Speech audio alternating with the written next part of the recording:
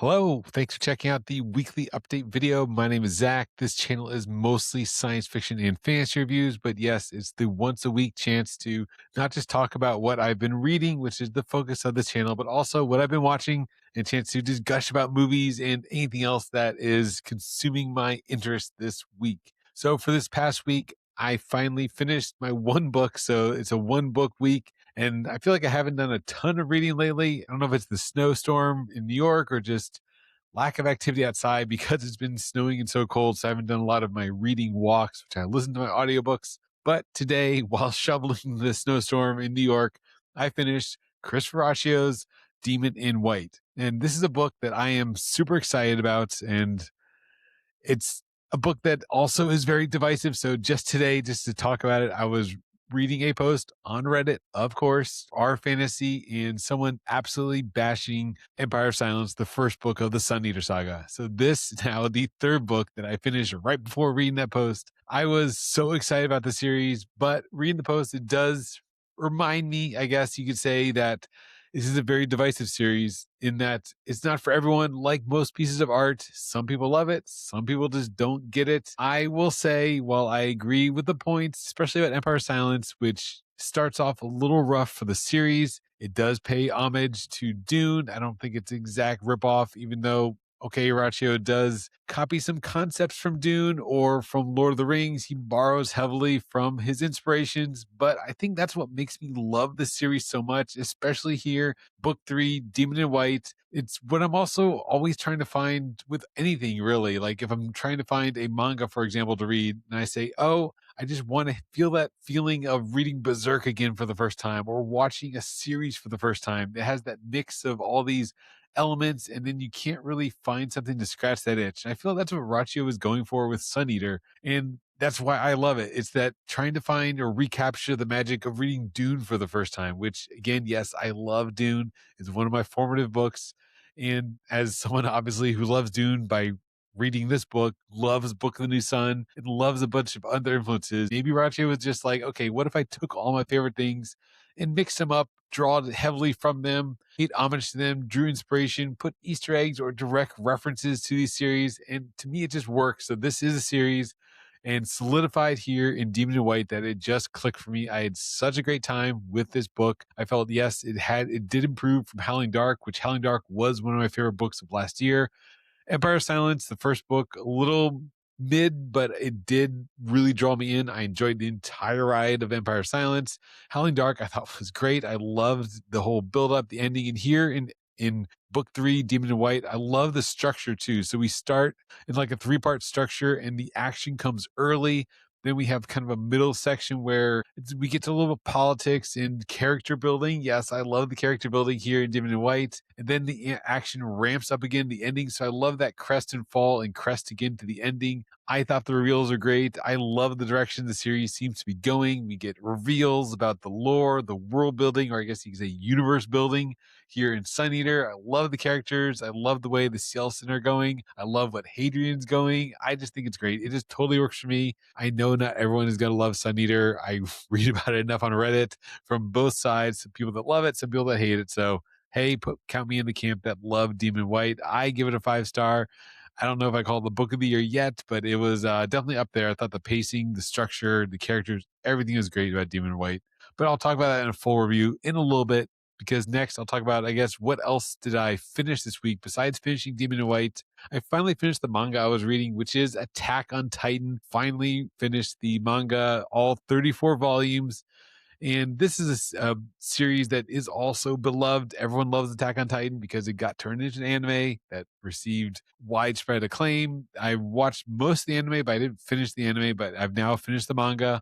I thought the manga did wrap up rather quickly. I think that is one of the big complaints after finishing it and then reflecting on it and reading, trying to make sense of what I just read. Yeah, the ending wraps up a little rushed. I like the way the series was going with the rumbling and just hard to talk about a series that's 34 volumes long, but as a whole, I love the character arcs. I thought Aaron went through a really interesting growth arc from his beginnings to where he went in the end. And yeah, and then how it ends up with the founding Titan. It's just a really cool character. I loved him throughout the series.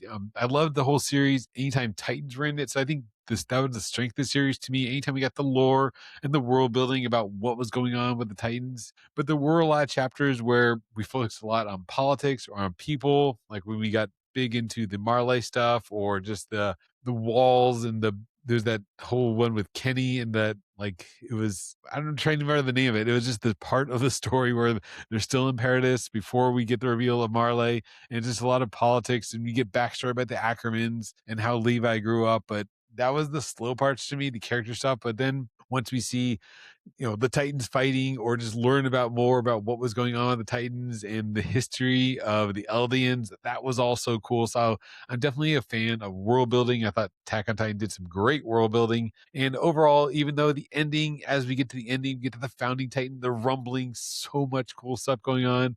I love when we finally got to that. But of course, I guess as expected, it did end on a rather human note. It wasn't all Titans fighting at the end, as much as I hope that to be the case. But it did end satisfactorily, if a bit rushed. Like in that last chapter, so much happens. Historia sort of gets sidelined towards the end. The whole thing with Ymir and Fritz, okay, like Aaron was the savior, made her realize. But after reading some analysis, I guess there was other things that in play with Armin and stuff, talking with the founder. And yeah, so maybe it did a little bit go over my head because it came so fast in those last chapters. But overall, really, really enjoy Attack on Titan. And I've sped through that as well. I read it over like 1 or 2 months. So looking right now, speaking of recapturing the magic like Demon in White, I really am looking forward to the next manga to sink my teeth into as I read just a chapter or two a day, just browse here and there, like usually at lunch or while I'm eating, because it's easier to flip through the pages. But looking for another manga, like a seinen manga, to occupy my time with great world building and really engaging plots. I tried Other Side Picnic, which is interesting. And I'll talk about that later. But I read the first volume, so maybe that's counts as a book read. But volume 1 of Other Side Picnic was all right, but I don't know if I'm going to continue. So still on the search, on the hunt for the next manga. And then what am I currently reading? So after finishing Demon in White, what I started today was House of Chains, Malazan Book of the Fallen, book 4. So moving ahead in series, my theme for the year to actually finish some series and make some progress, because I pre-bought all of the Malazan books with some of the sales and just in general on Audible. I had Malazan queued up in Audible and was ready to delve into book 4. I will say so far, I guess as expected with the Malazan book, it starts off on a totally different note, which is, I guess, a good thing. So even though it's back to the world of the Malazan Empire, first 2 chapters have been totally whole new characters, and again it's like a backstory. I think that was happening. Had to read the summary afterwards in the wiki because I was like, what did I even read in this first chapter? And it's the backstory of some other people, and I guess it's just lore building. It was interesting, nothing bad about it. But Steven Erikson, great writer, really interesting world building. But another book that is, again, at least at the start, totally different from the ending of the last book.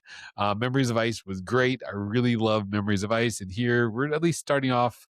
I don't really know the direction House of Chains is going. By the title, I assume it's going to be about House of Chains, which is some of the events that were happening in the last book with the deck of dragons and the everything that's went on in Memories of Ice, which would be spoilery.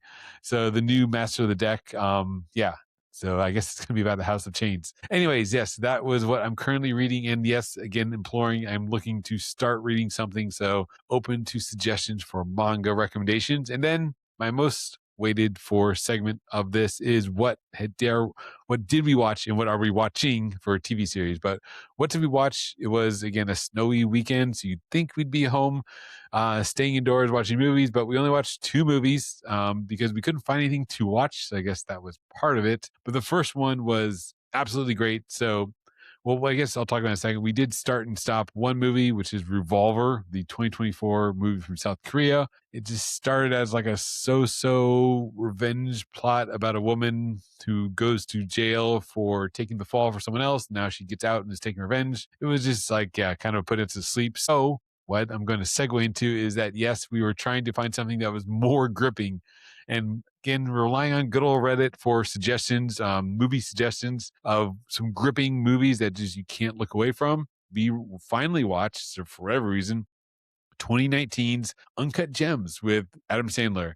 This is a movie that we had been putting off for whatever reason. I think it was maybe the Adam Sandler billing, despite knowing that it was well received. But after hearing about how much it was a nonstop journey and people's comments saying that, yeah, you really do need to check out Uncut Gems, I will attest that it was a nonstop adrenaline ride and more of a stressed out 2 hours watching Adam Sandler's character and what was happening to him. It was definitely a gripping movie from start to finish.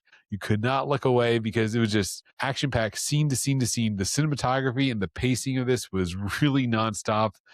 Adam Sandler's character is just zipping in and out of places at the beginning in the Diamond District in New York City. He's going from place to place, getting involved in a million things at once. Just his life, his character's life, seems so chaotic and hectic. It was a really great watch. Adam Sandler's character was really well acted. I loved all the characters in the film. They felt very real and interesting. I really enjoyed the plot, if not for being super stressful. It was a very stressed out time watching all the events unfold up until the ending. So really interesting movie. I actually really enjoyed it from a filmmaking perspective of not necessarily what happened to some of the characters and some of the character choices, but just the pacing, the writing, the characters, the ambiance, everything in that movie was really well done. And besides that, so we looked for that list of looking for movies that were nonstop gripping. The next day, we watched Mad Detective from 2007. And this is a movie, for whatever reason, once I read who was it by and why the people were recommending it, I was thinking to myself, why did I not seen this further? So last year, I was on a Johnny Toe rewatch marathon, movies that I had watched in college when I was really getting into foreign cinema and specifically Hong Kong cinema. Johnny Toe was one of my and still is one of my all-time favorite directors. So I rewatched a large portion of his catalog. Movies like Exiled was one of my favorite movies of the year. Running Out of Time, PTU, all the great Johnny Toe films. He has such an amazing catalog of movies. And this one was part of Johnny Toe's collaboration with Wai Kai Fi, who also, when I look back, I'm like, yes, this makes total sense. These two directors, when they team up, were also some of my favorites from back in college, and now it makes me want to rewatch some of those. For example, just list them here. This is my favorites: Running on Karma, Full Time Killer, Fat Choice Spirit, Love on a Diet. And what do these all have in common? Yes, they're the director duo of Johnny Toe and Wai Kai Fi, but also they're all starring Andy Lau. So I think this was just one of those things where in college you don't really know. And that was early internet days. So the early 2000s when we didn't have as much databases, we didn't have a letterbox back then, but you just knew the name, director's name, you knew the star billing of Andy Lau, you knew it was going to be a great time, and all those were. And then here, this movie this week, Mad Detective, was not an Andy Lau film. This stars Sean Lau, also from Running Out of Time, and Gordon Lamb. So these two stars really carry it in Johnny Toe's kind of signature style. A lot of his movies deal with police and criminals, so that is a common theme for a Johnny Toe film. And here, Mad Detective, as the title says, is about a detective, but a very different twist on the detective story. The detective has like a power almost. It's hard to talk about. It's not really spoilery. It's part of the description, but he can see the personalities of people is what they say in this description. But it's like he can see, like, yeah, their personality, but also their spirit. It's really weird and not totally explained in the movie. So it's a bit supernatural, but at the same time, everyone else in the movie just thinks this character is crazy. And it seems like he might be. So you're left wondering, is he really seeing what's going on with the people's like inner personalities and their split personality, sort of like an Inside Out or like a Fight Club, that he can see the other persona of people, but at the same time, everyone else, like his ex-wife is and his partner, are just like, is he just a crazy guy that can just pick up on details? So it's that dichotomy where everyone around him, because now he's an ex-cop because he was just too crazy, thinks he is crazy, but he can actually, I guess, sort of see people. So it's a very interesting not buddy cop, but cops and robbers sort of story that Johnny Toe is known for. A lot of twists, just great action, great cinematography as usual for Johnny Toe, but also pretty gripping. It wasn't as gripping or as stressful as Uncut Gems, but it was a pretty well paced Johnny Toe film. So I'll highly recommend 2007's Mad Detective. And now, lastly, moving to the final segment of what to talk about this week is what we're watching on the TV. So, what series are we keeping up with? So, if you saw the news for anime news, the next episode of Jujutsu Kaisen was back to form. So, after last week's very descriptive episode of what was going on with the Culling game, we're back full action. This action sequence this week was amazing. It was a full homage to Kill Bill, of course, very obvious to see with the colors and the cinematography. And I saw on social media the comparison side by side shots, but it was a great fight. Lots of plot development of what is going on outside of the Culling games. This is one sort of the side missions that we saw at the end of the last episode, but very cool action, return to form for Jujutsu Kaisen. We're keeping up with Hell's Paradise season 2, so that is still moving along. Just the plot. I read the manga, so know the manga and enjoyed it.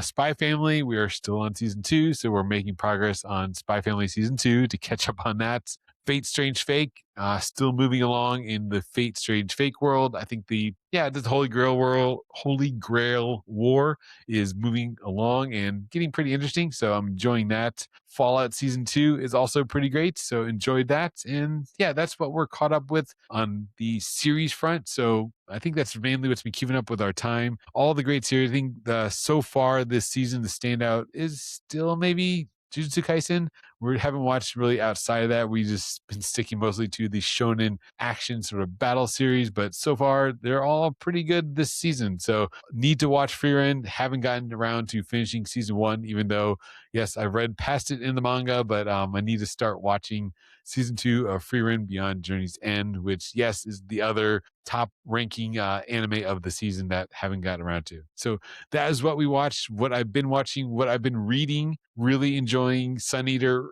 and was just putting all my temptation to not continue with book 4 of Sun Eater. But yes, I switched up to Malazan and just, getting something different to cleanse the palate a bit with Malazan and looking for manga recommendations. So if you have a manga recommendation to fill the void left by Attack on Titan, I need something new to read here and there. Again, hopefully a completed story. I started picking up a little bit of Witch Hat Atelier to finish. I'm on volume 3 of Witch Hat Atelier. So I read a couple chapters of that this weekend because yes, the anime is starting soon for Witch Hat Atelier, but Witch Hat Atelier is actually pretty good, so maybe I should just keep reading that. I like the story here in volume 3 after the river incident. So if anyone has watched or read it, you know what's happening right now in Witch Hat Atelier, but it's pretty good. Volume 3 of Witch Hat. And that's what is up in my life. What's up with yours? Hope you're staying dry if you're in the Northeast, or I guess anywhere in the US, if you are hopefully digging out of your shovel of snow this past weekend. We got a dumping here in New York, and hopefully you are staying safe and warm wherever you are. So thanks for tuning in. Have a warm and safe week. See ya.